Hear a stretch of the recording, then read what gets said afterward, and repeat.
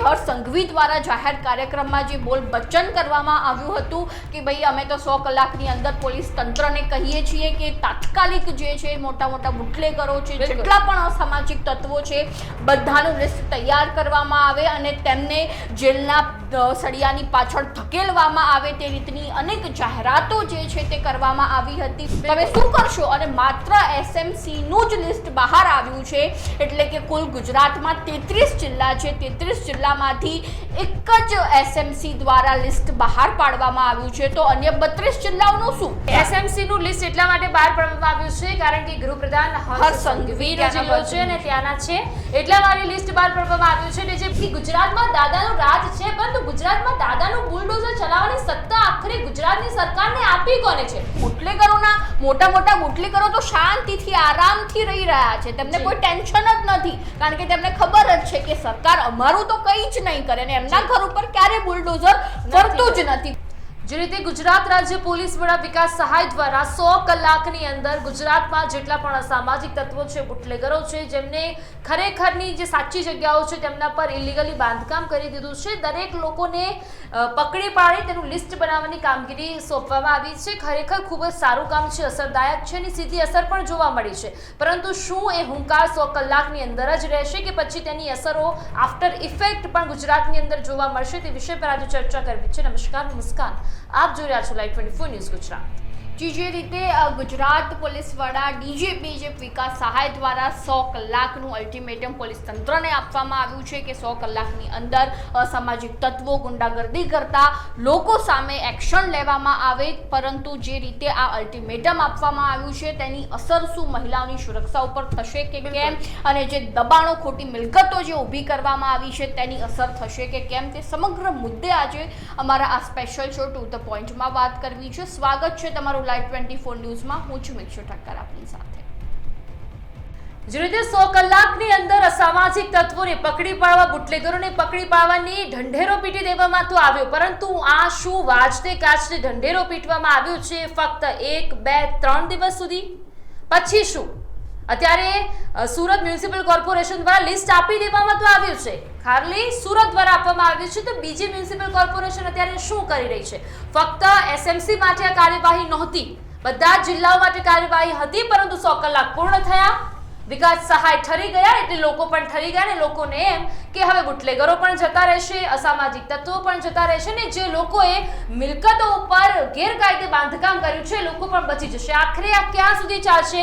મારો સૌથી મોટો સવાલ છે કે આ 100 કલાકનું અલ્ટિમેટમ તમે આપ્યું છે સાહેબ, તો એ જે કાર્યવાહી છે લગભગ મારા અંદાજ પ્રમાણે 100 દિવસ તો આ કાર્યવાહી તમારી ચાલવી જ જોઈએ, પરંતુ અત્યારે જે પ્રમાણે 100 કલાક પૂર્ણ થયા બાદ આ કાર્યવાહી મને ઠંડી લાગી રહી છે.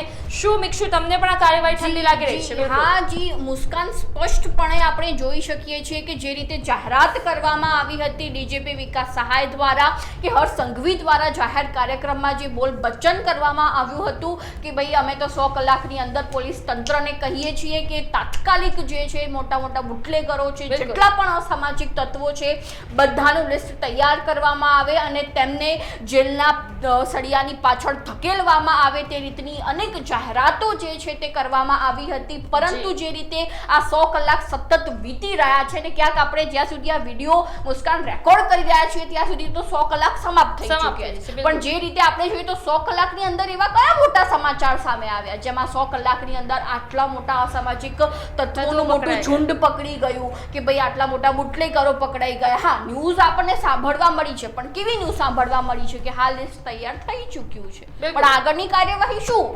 તમે શું કરશો? અને માત્ર SMC નું જ લિસ્ટ બહાર આવ્યું છે, એટલે કે કુલ ગુજરાતમાં 33 જિલ્લા છે, 33 જિલ્લામાંથી એક જ SMC દ્વારા લિસ્ટ બહાર પાડવામાં આવ્યું છે. તો અન્ય 32 જિલ્લાઓનું શું?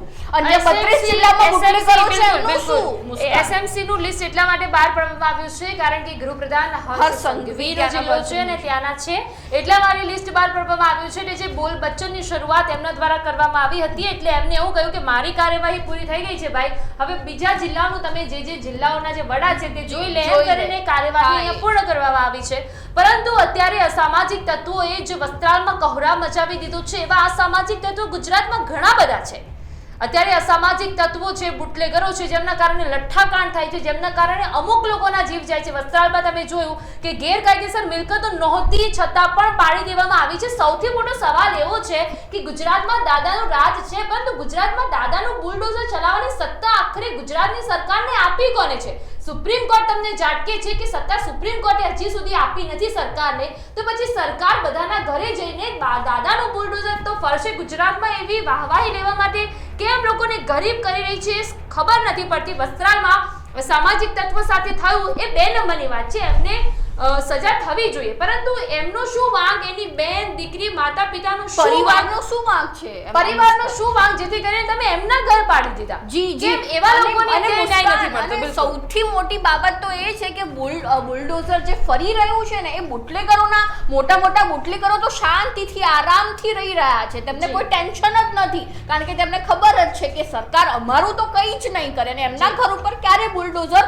ફરતું જ નથી. પરંતુ જે નાની મોટી ચોરી ચકારી કરતું હશે અને જે છે તે નાનો આરોપી હશે, તેના ઘર ઉપર બુલડોઝર સતત ફરતું હોય છે. પરંતુ જે મોટી માછલીઓ છે, એમના ઘર ઉપર બુલડોઝર કેમ નથી સરકાર ફેરવતી, જે ખૂબ જ મોટો પ્રશ્ન હાલમાં દેખાઈ રહ્યો છે. અને જે રીતે 100 કલાકનું આ સમગ્ર ગુજરાતમાં મોટી જાહેરાતો કરવામાં આવી હતી, તે 100 કલાકમાં થયું શું? એવી કઈ મોટી મુસ્કાનીની જાહેરાત થઈ જેના લીધે આપણને પણ સંતોષ થાય કે ભાઈ જે 100 કલાકની જાહેરાત હર્ષ સંઘવી કે ડીજીપી વિકાસ સહાય દ્વારા કરવામાં આવી હતી, તે વ્યર્થ નથી ગઈ. તે રીતનો કયો કિસ્સો આપણને સાંભળવા? મને એ ખબર નથી પડતી કે આ મુદ્દામાં 100 કલાક કેમ આપવામાં આવ્યા. 100 કલાક એ મુદ્દામાં કેમ આપવામાં ના આવે? જ્યારે મોરબીનો ઝૂલતો પુલ આખો પડી ગયો, એમાં અઢળક લોકોના જીવ ગયા, ત્યારે વિકાસ સહાય કેમ એમ ના કહ્યું કે તમે 100 કલાક નહીં, ચલો હું તો કહું છું 200 કલાકની અંદર જે કોન્ટ્રાક્ટર છે એના નામ આપો, 200 કલાકની અંદર જે કામગીરી કરી છે એનું નામ આપો, કંપની જેને આ સમગ્ર પુલ બનાવ્યો છે થયું છે એનું નામ કેમ આપવામાં ના આવ્યું? કેમ વડોદરામાં એ જ્યાં પિકનિક પર ગયેલા લોકો જે અંદર નીચે બિચારા ભૂલકા ડૂબી ગયા, ત્યાં કેમ આ 100 કલાકનું અલ્ટિમેટમ આપવામાં ન આવ્યું? કેમ મર્ચન્ટમાં ઉર્વશી શ્રીમાળી કરીને દીકરી કે જેને આપઘાત કર્યો તે મરી ગઈ, એમાં કેમ કહેવામાં ના આવ્યું કે સંચાલકો જેની કોલેજ છે એને તમે લગભગ 1 દિવસનો અંતરગાળો રાખીને એને પકડી લાવો? કેમ એવું અલ્ટિમેટમ ત્યાં નથી આપવામાં આવતું? શું એ ભાજપના લોકો છે એટલા માટે આપવામાં નથી આવતું? હવે તો મને એવું લાગી રહ્યું છે ગુજરાત સહાયના ગુજરાત જે આપણા વડા છે તેમાં પણ ક્યાંક ને ક્યાંક પોલમ પોલ ચાલી રહ્યું તેવું લાગી રહ્યું છે. કારણ કે અમરેલી લેટર કાર્ડમાં પણ આપણે જોયું કે નિર્લિપ્ત રાયને સોંપવામાં આવી હતી, પરંતુ હજી સુધી એમાં કોઈ નક્કર પગલાં લેવામાં નથી આવ્યા, કોઈ પણ નક્કર કાર્યવાહી કરવામાં નથી આવી. એટલે મને લાગે છે કે સિસ્ટમ જ આખી પોલમ પોલ ચાલતી હોય. અને તમે એક કિસ્સો તો ક્યાંક ભૂલી ગયા લાગો છો, રાજકોટ અગ્નિકાંડ, જે હાલમાં પણ સમાચાર પત્રોમાં મુસ્કાન મોટી બ્રેકિંગ જોવા મળતી હોય છે કે ભાઈ આ જે કહી શકાય કે રાજકોટ મહાનગરપાલિકામાંથી સંડોવાયેલા આ અધિકારીની અમે ધરપકડ કરી છે. આ અધિકારી સંડોવાયેલા હતા, આ નાના નેતાઓ સંડોવાયેલા હતા, પરંતુ મોટી માછલીઓ તો શાંતિથી બેઠી હતી રાજકોટ અગ્નિકાંડમાં. અને તે સમયે જ્યારે રાજકોટ અગ્નિકાંડમાં નાના બાળકો પણ હતા, તેમના માતા પિતા પણ હતા, છતાં પણ જે રીતે વાત કરવામાં આવે તો છતાં પોલીસ તંત્ર દ્વારા કોઈ જ અલ્ટિમેટમ નહોતું આપવામાં આવ્યું કે રાજકોટ અગ્નિકાંડમાં અમે આટલું અલ્ટિમેટમ આપીએ છીએ, 200-300 કલાકનું અલ્ટિમેટમ આપીએ છીએ, એ તાત્કાલિક ધોરણે જેટલા પણ ગુનેગારો છે તેમને પકડવામાં આવે, તેવું કોઈ જ અલ્ટિમેટમ રાજકોટ અગ્નિકાંડમાં નહોતું. અને તે સમયે તો રાજકોટના સાંસદ પરસોત્તમ રૂપાલા જે મીડિયા સામે માત્ર એક જ વખત આવ્યા હતા, અને ક્યાંક તેમની ફરજ હતી કે ભાઈ મારા શહેરમાં થયું છે તો મારે પ્રેસ કોન્ફરન્સ કરીને આવવું પડશે, નહીં તો ભાજપ હાઈકમાન્ડ મારી ધૂળ કાઢી નાખશે. એટલા માટે તેઓ માત્ર એક વખત જે છે તે મીડિયાની સામે આવ્યા, પ્રેસ કોન્ફરન્સ કરી અને જતા રહ્યા. ત્યારબાદ એ રાજકોટ અગ્નિકાંડમાં શું થયું, શું ના થયું, કેટલા બાળકો હોમાઈ ગયા, તેમના માતા પિતાનું શું થયું, તેમના પરિવારની હાલત શું છે, તે અંગે કોઈ પણ નિવેદન પરસોત્તમ રૂપાલા દ્વારા નહોતું આપવામાં આવ્યું. બિલકુલ જે પ્રમાણે મિક્ષુ જણાવી રહ્યા છે એ પ્રમાણે વચ્ચે દલીલ એ પણ છે કે જે ગુજરાત રાજ્ય વડા વિકાસ સહાય દ્વારા જે કાર્યવાહી કરવામાં આવી રહી છે એમાં અમને કોઈ વાંધો નથી. દલીલ વચ્ચે એ છે કે તેમના દ્વારા ખૂબ જ સારું એવું કાર્ય કરવામાં આવી રહ્યું છે, પરંતુ તમારી કાર્યવાહી ત્યારે કેમ કરવામાં ના આવી જ્યારે મોરબીમાં ઝૂલતો પુલ, અગ્નિકાંડ થયું, ઘણા બધા એવા કિસ્સાઓ છે ગુજરાતમાં કે જેની ખરેખર હજી પણ લોકોને આશા છે કે ત્યાંનું કોઈ એવો આરોપી પકડાય કે જેના કારણે એ વસ્તુઓ થઈ છે. તો આ કાર્યવાહી તમારી ત્યાં કેમ ના થઈ? અત્યારે તમે જે કાર્યવાહી કર્યો છો એ કાર્યવાહીને અમે ખૂબ બિરદાવીએ છીએ, ખૂબ જ સરાહનીય કામગીરી છે અને ખૂબ જ સારી કામગીરી કહી શકાય કે જે પોલીસ તંત્ર એક્શન મોડમાં આવ્યું છે, ખૂબ જ સારી વાત છે. અમે પોલીસવાળા ડીજીપી વિકાસ સહાય ઉપર પણ સંપૂર્ણ જે છે તે બાબત નથી ઢોળી રહ્યા કે એમને શું કર્યું, અને એમને તો એ તો એક્શન મોડમાં આવ્યા છે, પરંતુ નીચે જેટલા પોલીસવાળા લોકો કાર્ય કરી રહ્યા છે, નીચેનું જે પોલીસ તંત્ર છે તે ક્યાંક ને ક્યાંક નિષ્ક્રિય જોવા મળે. બિલકુલ. અને તમે જે રીતે વાત કરી રહી છો એ પ્રમાણે આ કાર્યવાહી કરવામાં આવશે તેના કારણે ઘણી બધી વસ્તુઓ છે જે ગુજરાતમાં સુધરી જશે. જો કોઈ બુટલેગર એવું વિચારે છે, હા, જો કાર્યવાહી થશે તો ઘણા બધા લોકો સુધરી જશે, અને જો નહીં થાય અને જે લોકોને ખરેખર નથી સુધરવું, કે જેને ખબર છે કે અમે ગમે એ કરી અમને સજા નથી જ મળવાની, તો એ લોકો સુધરવાના પણ નથી. તમે 100 કલાકનું અલ્ટિમેટમ આપો, તમે 150 કલાકનું અલ્ટિમેટમ આપો, કે પછી 200 કલાકનું અલ્ટિમેટમ આપો, જે લોકો નથી સુધરવાના. પરંતુ હા, જે પ્રમાણે વિકાસ સહાયની આ જે કાર્યવાહી છે તેના પરથી ગુજરાત એક કહેવાય કે સુંદર રાજ્ય બની રહેશે. ત્યાં મહિલાઓ સુરક્ષિત રીતે ફરી શકશે. એમને એવું નહીં થાય કે અસામાજિક તત્વો હોળીના દિવસે આવશે, એમની ગાડીઓ તોડશે અને એમને પણ નુકસાન પહોંચાડશે અને તેઓ ઘરે નહીં પહોંચી શકે. હા, તમારી આ કાર્યવાહીથી ગુજરાત એકદમ વિકસિત રાજ્ય થઈ જશે. ડ્રાય સ્ટેટ ગુજરાતને કહેવામાં આવે છે. એમાં દારૂની રેલમછેલ હટી જશે, પરંતુ જો સચોટ અને સાચી કાર્યવાહી થશે તો જ આ બધું થશે. અધરવાઇઝ પહેલા પણ ચાલતું હતું ને અત્યારે ચાલે છે ગુજરાતમાં રેલમછેલ થાય છે. સૌથી મોટી બાબત મહિલા સુરક્ષા છે, જે સૌથી સંવેદનશીલ મુદ્દો હાલના સમય માટે ગુજરાતમાં બની ગયો છે. જેવી રીતે દરરોજ રેપ થઈ રહ્યા છે, બળાત્કાર થઈ રહ્યા છે, અને તેમાં પણ સૌથી નાની નાની બાળકીઓ જે 5, 7, 8 વર્ષની બાળકીઓ છે તેમની સાથે જે બળાત્કાર લોકો ગુજારી રહ્યા છે. જો ખરેખર આ 100 કલાકનું સરાહનીય કામગીરી જો પોલીસ તંત્ર દ્વારા કરવામાં આવે તો જે ઘટનાઓ સતત આ વધી રહી છે મહિલા સુરક્ષાને લઈને તે એકદમ ઘટી જશે. અને જો મહિલાઓને 12 વાગે જો રસ્તા ઉપર જવું હશે ને તો એ વિચાર નહીં કરે કે ભાઈ 12 વાગ્યા છે તો મારે બહાર જવું છે, તો હા હું જઈ શકીશ. પરંતુ જો આવી સરાહનીય કામગીરી પોલીસ તંત્ર દ્વારા કરવામાં આવે તોની વાત અહીંયા મુસ્કાન થઈ રહી છે. તો જે પ્રમાણે મિક્ષુ જણાવી રહ્યા છે, મિક્ષુ અહીંયા એક મુદ્દો મારે ઉમેરવો છે. મુદ્દામાં કંઈક એવું છે કે અસામાજિક તત્વોની આપણે વાત કરી લીધી, બુટલેગરોની આપણે વાત કરી લીધી, પરંતુ એ ઇલીગલી જે બાંધકામ કરવામાં આવ્યું છે, ગેરકાયદેસર જે બાંધકામ કરવામાં આવ્યું છે એનું શું? અત્યારે મને વડોદરાનો એક કિસ્સો યાદ આવી જાય છે કે વડોદરામાં જ્યારે પણ ચોમાસું આવે ત્યારે વિશ્વામિત્રીમાંથી મગરો વડોદરામાં આપણને જોવા મળતા હોય છે. એ મગરો કેમ બહાર આવી ગયા છે એની પાછળનું ઘણું બધું એક મોટું રહસ્ય છે કે વડોદરામાં વીએમસીના ડમ્પર પર બેસીને જે ઋષિકેશ પટેલ દ્વારા ખાલી ત્યાં આગળ જોવામાં આવ્યું હતું કે જ્યારે પૂર જે સૌથી મોટી ઘટના જોવામાં આવ્યું હતું કે ખાલી વીએમસીના ડમ્પર પર બેસીને ત્યાંના કોર્પોરેશન ઋષિકેશ પટેલ દ્વારા, અને જેમાં જગદીશ વિશ્વકર્મા બી હતા, જગદીશ વિશ્વકર્મા પણ ત્યાં ઉપસ્થિત હતા, ખાલી બીએમસી ના ડમ્પર પર બેસીને ખાલી શહેરને ઉપરથી જોવામાં આવ્યું. પરંતુ ત્યાં ગેરકાયદેસર દબાણો ઘણા બધા છે, બિલ્ડિંગો એટલી બધી મોટી થઈ ગઈ છે, આખા તળાવો ચાવ કરી ગયા છે, છતાં પણ એવા લોકોને ત્યાં કહેવામાં નથી આવતું કે ભાઈ અહીંયા આખું મોટું તળાવ છે ને રાતોરાત બિલ્ડિંગો ઊભી થઈ જાય તો પછી આ ગેરકાયદેસર બાંધકામ નથી. તો પછી એમને કેમ કોઈ કહેતું નથી કે તમારી આ બિલ્ડિંગ પાડીને ત્યાં ખરેખર એક નદી હતી, ત્યાં તળાવ હતું, જેનાથી લોકો, આજુબાજુના જે લોકો છે તેમનો એક રસ્તો હતો, ત્યાં જવાનો રસ્તો હતો, પરંતુ રાતોરાત ત્યાં બિલ્ડિંગો ઊભી થઈ ગઈ. અને પછી જ્યારે ફરિયાદો ઉઠવા પામી ત્યારે લોકોએ બધાના મોઢા બંધ કરી દીધા અને તેમને પૈસા આપીને કામ પૂરું કર્યું. અને મુસ્કાન, જ્યારે વડોદરામાં પૂરની સ્થિતિ સર્જાઈ એ વખતે હું ગ્રાઉન્ડ રિપોર્ટિંગ કરવા માટે ગઈ હતી. હું તમને મારો કિસ્સો જણાવું છું. અને તે વખતે જો તમે વડોદરાની સ્થિતિ જો તો ખરેખર દયનીય સ્થિતિ હતી તે સમય દરમિયાન, જેમાં ચારે બાજુ પાણી, લોકોને જે છે તે ખોરાક નહોતો મળી રહ્યો, પાણી કેવી રીતે પીવું? હા, સામે પાણી હતું, રસ્તા ઉપર પાણી હતું, પરંતુ તેમને પાણી કેવી રીતે પીવું તેવી પરિસ્થિતિ સર્જાઈ હતી. તેમનું જે ગુજરાન, જે સમગ્ર રીતે એવા ઘણા લોકો હોય છે જેમનું ગુજરાન એક દિવસ, જેમ કે સવારે જમીએ તો સાંજે કેવી રીતે જમવું, એટલે મજૂરી કરીને કેટલાક લોકો પોતાનું ગુજરાન ચલાવતા હોય છે. એવા ઘણા લોકો વખતની જો તમે પરિસ્થિતિ જોઈ હોય તે અત્યંત દયનીય બાબત હતી અને તે વખતે વડોદરાના લોકોમાં પણ જબરજસ્ત રોષનો માહોલ મુસ્કાન જોવા મળ્યો હતો કે ખરેખર આ બધું જે સમગ્ર પૂરની સ્થિતિ બની છે, શહેરની દયનીય સ્થિતિ બની છે, તે માત્ર ને માત્ર જે છે તે ગેરકાયદેસર મિલકતોને કારણે જ બની હતી અને સ્પષ્ટપણે વડોદરાવાસીઓ કહી રહ્યા હતા. પરંતુ તે સમય દરમિયાન આપણા મુખ્યમંત્રી ભૂપેન્દ્રભાઈ પટેલ દ્વારા એવું નિવેદન આપવામાં ચોક્કસથી આવ્યું હતું કે ગેરકાયદેસર જેટલી પણ મિલકતો છે તેના ઉપર ચોક્કસથી કામગીરી કરવામાં આવશે અને હાલમાં જે વિશ્વામિત્રી નદીનું જે હાલની સ્થિતિ ખરાબ પરિસ્થિતિ છે તેના ઉપર પણ ચોક્કસ કાર્યવાહી કરવામાં આવશે. પરંતુ આ નિવેદન માત્ર તે સમય પૂરતું સીમિત રહી ચૂક્યું છે અને હાલમાં કોઈ પણ કામગીરી ત્યાં નથી કરવામાં આવી. કારણ કે એના પાછળના ઘણા બધા કારણો છે. ખાલી ફાંકા ફોજદારી કરવાથી, ભૂલબચ્ચન કરવાથી કાર્યવાહી નથી થતી. એના પાછળ જેમ વિકાસ સહાયે કહ્યું કે 100 કલાકની અંદર એટલે દરેક જે જિલ્લા વડા છે ભાગીને આ યાદી બનાવવાના છે.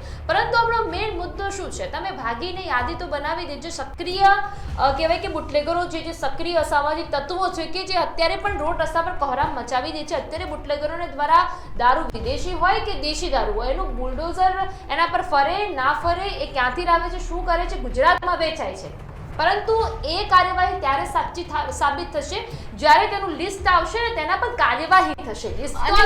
લિસ્ટ તો તાત્કાલિક આવી જાય છે, લિસ્ટ બનીને મીડિયા સમક્ષ રજૂ પણ કરવામાં આવતું હોય છે, પરંતુ તેના પાછળનું શું થયું તે અંગેની કોઈ પણ માહિતી અહીંયા મીડિયા સમક્ષ પણ પહોંચતી નથી અને લોકો સમક્ષ પણ પહોંચતી નથી. અને બીજી જો વાત કરવામાં આવે બનાસકાંઠાની, તો જેમાં તાજેતરમાં જ વડગામના ધારાસભ્ય અને બનાસકાંઠાના સાંસદ બેન ઠાકોરે મુખ્યમંત્રીને પત્ર લખ્યો હતો કે અહીંયા બનાસકાંઠા જે છે તે રાજસ્થાન અને મધ્યપ્રદેશના બોર્ડર પાસે આવેલું છે. અહીંયા લાખો કરોડો રૂપિયાનો દારૂની હેરાફેરી અહીંયા થાય છે અને તેના કારણે મહિલાઓ જે છે તે વિધવા બની રહી છે અને બાળકો અનાથ બની રહ્યા છે. આ કોઈ નાની સૂની બાબત નથી કે નાનો કોઈ મુદ્દો નથી મુસ્કાન, બહુ સેન્સિટિવ બાબત છે, બહુ જ અતિશય સેન્સિટિવ બાબત કહી શકાય. જેમાં ટ્રાય સ્ટેટમાં તમને આવી પરિસ્થિતિ જો જોવા મળતી હોય તો ખરેખર પોલીસ તંત્ર અહીંયા શું કરી રહ્યું હતું? મિક્ષુ, જે પ્રમાણે તમે વાત કરી રહ્યા છો એ પ્રમાણે આપણા ગુજરાતમાં અસામાજિક તત્વો પણ આપણે અઢળક જોયા છે. લઠ્ઠાકાંડના કારણે લોકો મરી જાય છે એવા તત્વો પણ આપણે જોયા છે,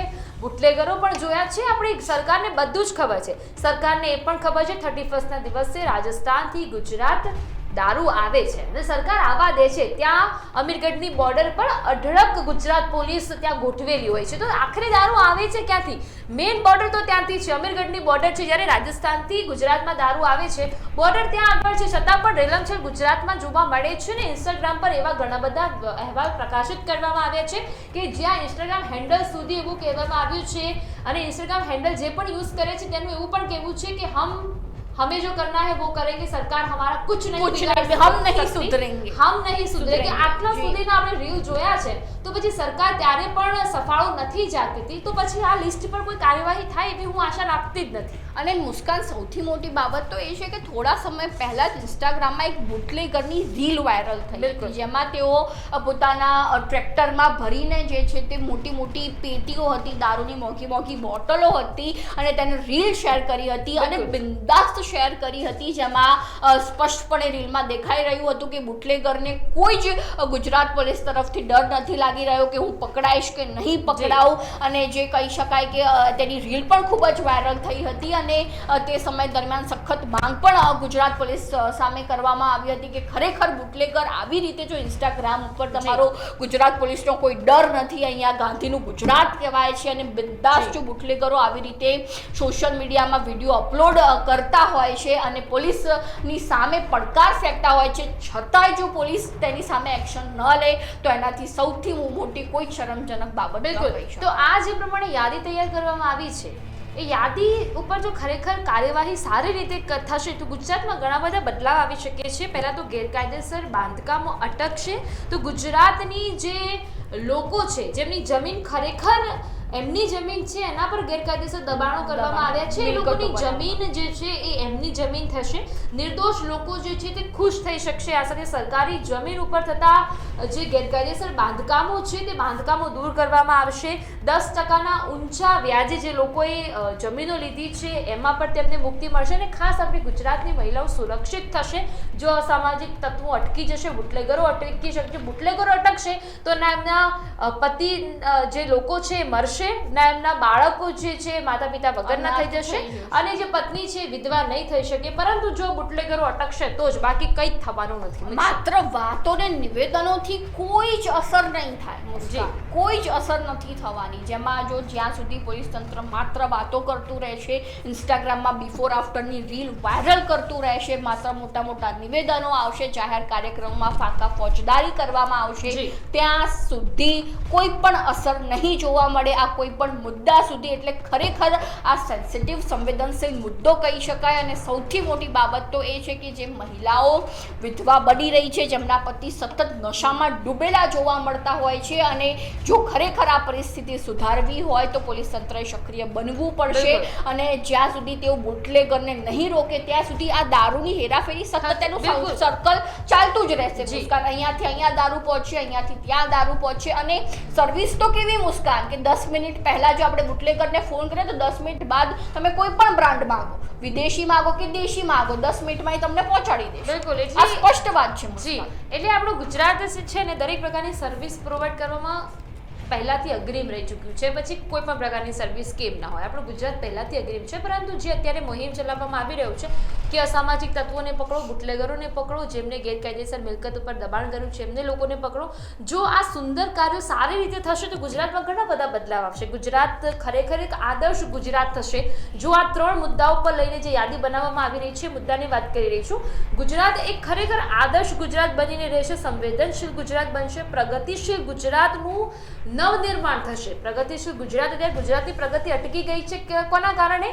ગેરકાયદેસર દબાણને કારણે. બુલડોઝર નથી ફરતા એના કારણે. બુલડોઝર ફરે છે પણ કેવી મિલકતો પર ફરે છે?